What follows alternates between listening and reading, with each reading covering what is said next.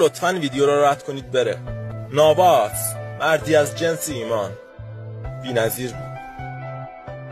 مارسلو موفرفری دوست داشتنی، هیچ کس از این بدش نمیاد. و پپه دفاع نبود، این بشر صخره بود. ال کاپیتانو راموس تایم دوست داشتنی و دنی کارواخال وفادار و عاشق تیم. کاسمیرو هم معروف به تانک برزیلی، واقعا دوست داشتنی بود، عجب شوتایی میزد. مودریچ این روزا داره 40 ساله میشه، جادوگر محبوب میانه زمین. تونی کروس مهندس آلمانی، لایک یادت نره رفیق. گرت بیل هم شاهزاده ولزی، هیچ وقت به حقش نرسید. به به کریم بنزما حاجی خودمون. کریستیانو رونالدو رو شما بگید. دلتون برای اون روزا تنگ نشده؟ یادش بخیر.